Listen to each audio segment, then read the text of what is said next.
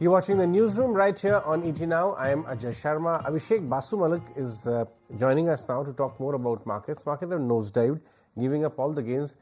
It appears that they are finding it difficult to grow above the 25,000 mark on the Nifty. Broader markets are also coming under pressure. Abhishek, who blinks first, the patience of the investors or the bulls and the bears? Both are equally confused. So much gains have been made. The temptation to urge to book profits is also equally there. Then there is so much of money sitting on the side as well who missed the bus so far. How are you analyzing stuff? So, first of all, good afternoon to you and all your viewers. See, I think I'll give you a very small anecdote. Whenever I'm meeting people now, the most prevalent sentiment that I see across is people are very, very cautious. So I think now being bullish is more a contrarian approach. So I am personally bullish. I think right now we are in a stage where we're just sort of consolidating for some time before the next leg of up move starts.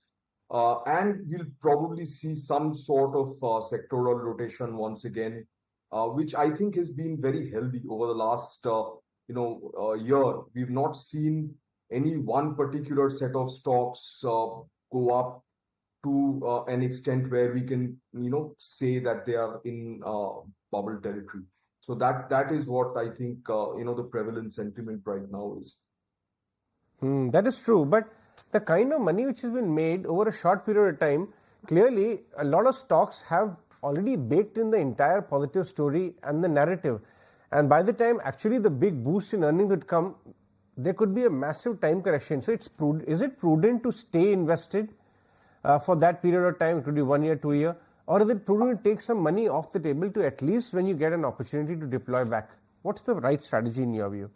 See, honestly speaking, I think that timing both entry and exit correctly is going to be very, very difficult.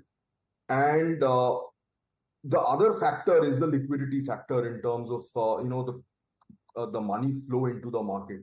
We've seen that DII flows have been very strong. Increasingly, foreign investment is also beginning to pick up. So once that starts happening, it might be difficult to see very large, deep corrections, right? So it might be difficult, phase to determine whether you want to stay put or take out money. But I would personally prefer remaining invested because as long as the companies are performing well, whether they perform or whether they don't perform for the next 2 quarters, I think is fine as long as the overall trajectory in the next 2 to 3 years is probably significantly higher from here. Fair point. Talk to us about where you are looking for value. Is it beaten down chemical names? Is it the unsecured lenders, some of them which have got beaten down and are trough valuations? Because, one has to find margin of safety somewhere. Correct. So I think, there are a lot of pockets of space where there is value, there is, turnaround stories which are happening. Earnings growth coming through. So chemicals, like you rightly said, is one such sector. IT today is probably at a place where the next 12 months could be actually better than the previous 12 months. So that's another space. Pharma definitely looks very, very interesting.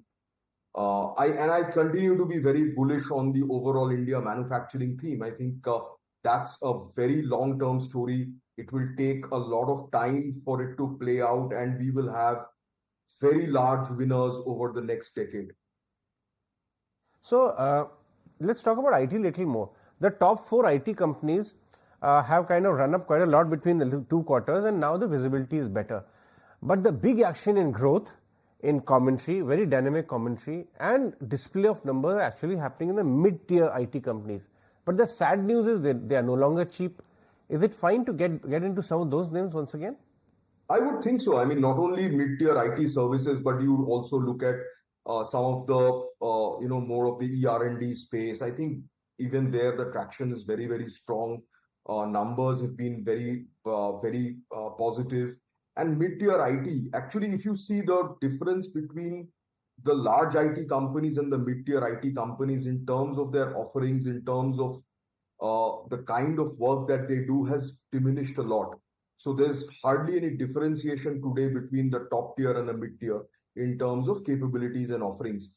And also from a customer perspective, what is happening is a lot of these large customers are breaking up their big billion-dollar orders into smaller pieces. So you have a time when some of these mid-tier companies are also able to bid for projects which they were unable to do so earlier.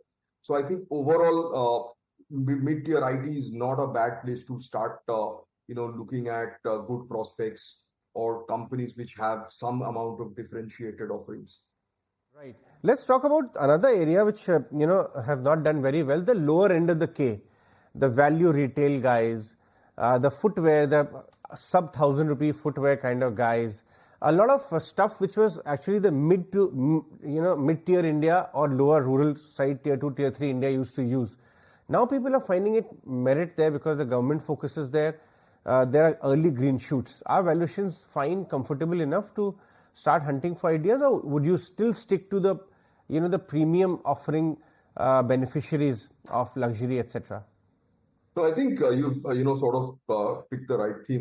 The last 2 days I've been actually reading up, focusing on a couple of these footwear brands who've been sort of not done anything for the last couple of years, and I don't know whether we'll end up investing in them, but definitely that's a place where there is value, where the businesses have gone through tough times, and things probably in the next 6 months to a year is going to look up from where they've been. So definitely a place. Another place I think we've not discussed today is life insurance, general insurance. That's a space that has been sort of completely ignored by the market. And that's a place again where I think a lot of regulatory and policy making churn had happened in the last 5 years. Things have settled down. It can only pick up from here is what I would think. PSU kind of insurance names or private as well, or health insurance? I would stick with the private names where if you look at say the health insurance companies which are PSUs, the government is suggesting that they sort of scale down and become profitable. So that might be challenging. Whereas actually the business is picking up in the private space. Same case for life insurance. But life insurance, I think LIC is also doing well. But in general, if you see, there's been a lot of mergers and acquisitions over the last 2-3 years in the life insurance space. A lot of these small players have been acquired by the larger ones. So the landscape has changed a bit. Policies have changed over the last 2-3 years. Now I think there's some kind of an equilibrium that has happened. So the companies will now be more probably focused on getting back on the growth bandwagon. Right. All right, Abhishek, we'll let you go on that one. Thanks so much for your time this afternoon. That was Abhishek Basumallick. Insurance is a space which has seen a lot of turnaround.